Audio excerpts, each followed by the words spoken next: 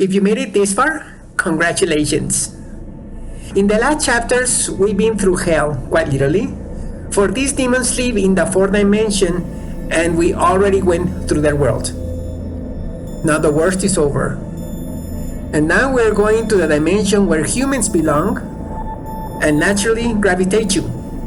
The dimension of love, gratitude, joy, laughter, etc.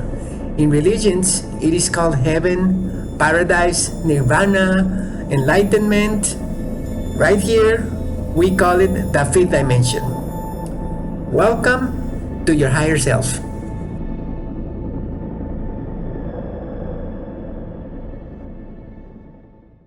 Now that you know that most everything you've been told is a lie, what should you believe in? I'm not here to tell you what to believe, but I can suggest something. First of all, realize that you've been lied to. It's not a problem, because I'm going to show you that truth is good news. First of all, I would turn my back on all those things that demean you. Turn your back on politics and school and media, and be your own religion. Be your own religion. If you become your own religion, you will find yourself. The good news is that if everything you've been told is a lie, then you've also been told that you're a sheep. So if you're a sheep is a lie, that means that you're better than a sheep. Start by knowing that you are God. About 200,000 years ago, this species of demons that we don't know if they came from outer space or they came from underground, we know that they are expert genealogists. They switched our DNA, about 80% of our DNA, they switched it off, and now we call that 80% junk DNA. Like creation would be so stupid. And they also put a gene. That gene is called the worship gene. So we've been disconnected. Our DNA has been disconnected.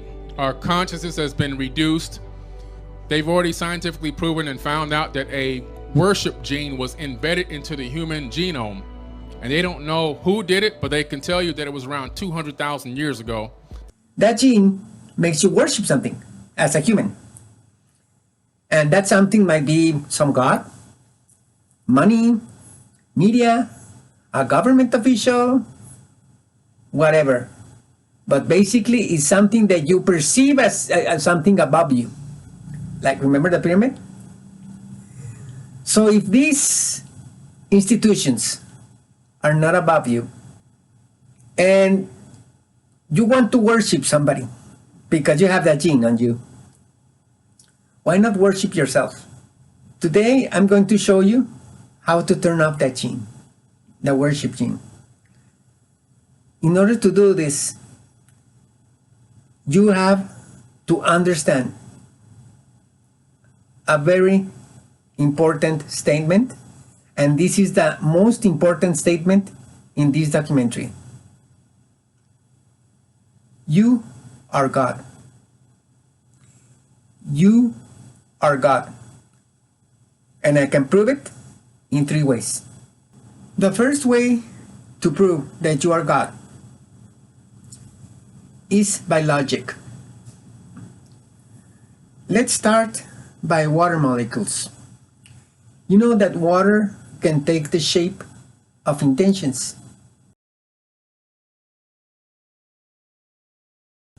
In a glass of water, there are, I think, 7 times more molecules than stars in the universe. So imagine 7 universes in a glass of water. And each one of these molecules responds to your intentions. You cannot see it immediately, but microscopically you will be able to see it. And if you want to know how many stars there are in the universe, take every grain of sand on planet Earth, from the beaches, from the deserts, from below the oceans, and multiply it by 1 million. And that's the amount of stars in the universe. Well, multiply that by 7, and that's the amount of molecules in a glass of water. How many glasses of water are you? Because we are water. Now, your DNA can store data. One drop of DNA can store a tremendous amount of data. One thing I want to talk about is the fact that DNA is a storage medium. In other words, it's a hard drive. You're a walking hard drive, your body. 1 gram of DNA, this is science, peer-reviewed science, by the way, guys. 1 gram of DNA, which is enough to put a little tiny drop on the tip of your finger, can store 700 terabytes of data. I'm not talking about, etherical data or mystical data. I'm talking about real zeros and ones that make your phone work and make your computer work. Zeros and one bits of data, zeros and ones, can be stored on DNA. Inside of your body right now, you can store 13.5 billion years of data. Ironically, that's how old the universe is. So, you are the universe. You literally have all the information stored in your body from the beginning of time until this very moment. So this means that you are the universe. The second way to prove that you are God is going to be a physical formula. We may have seen this in high school. It's called distance equals velocity times time. Let's put that aside for a minute, and let's understand that a rule of distance is that there can never be a distance of absolute zero between two objects unless they are the same object. Because of electromagnetic energy, even if you clap your hands, if you clap your hands like this and they sound, they are not touching each other. What you're hearing is the electromagnetic field crashing. So the distance between two clapping hands is never absolute zero, unless they're the same object. And for this, I like to make an example called the bean taco analogy. I'm Mexican, so I love bean tacos. If you put beans on a tortilla, at the microscopic level, the beans are not touching the tortilla. So the distance between the beans and the tortilla is not absolute zero. However, if you have a bean taco, there is no separation between the beans and the taco and the tortilla and the taco because they are the same object. Okay, so back to our formula. If distance equals velocity times time, this formula is also true for the fifth dimension. For in the fifth dimension, there is no time. So if time is zero in the fifth dimension, and you multiply it by the velocity, that equals 0 too. So that will make distance equal 0, absolute 0, where there is no time. That means that there is no up or down, there is no here and there is no you and me, there is no God and you. If distance is 0, that means that you are everything. You are the same object as the universe, as every star in it, as every particle of water in it, as everything. You are everything. Because distance equals 0 when you get to the fifth dimension. And that proves that you are God. The third experiment would be by observation. You probably heard of the rice experiment, where you put 2 bales of rice. In one, you put the intention, I hate you, and on the other, I love you. You don't need to be a witch or a shaman for this to work. There are many people and videos showing this experiment on the internet. But you can do it yourself at home. Just put rice on water on 2 bales, put the two labels on it, and put the intention.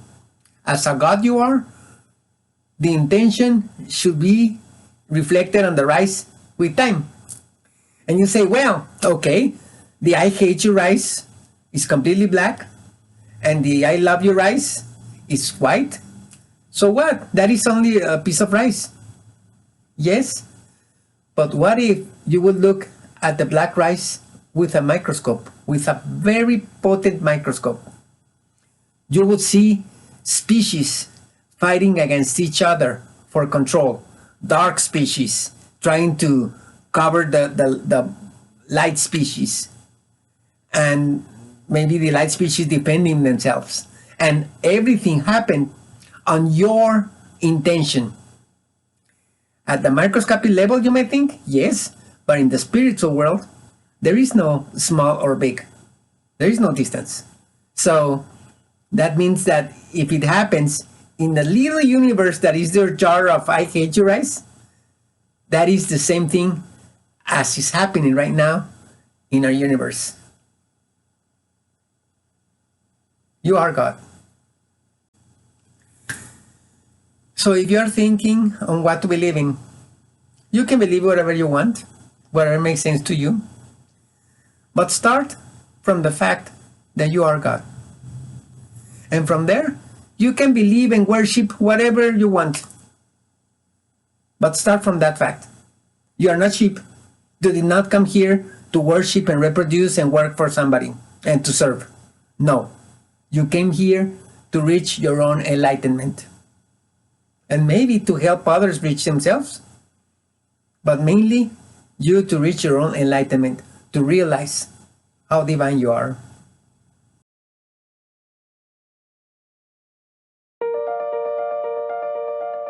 In conclusion, you have been lied to all of your life by the same institutions that are supposed to inform and educate you.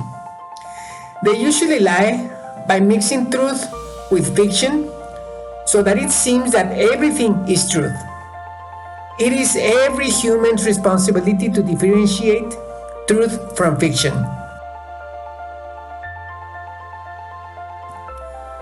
There is a demonic reptilian species occupying every position of power in the Matrix, from celebrities to news anchors to royalty to presidents.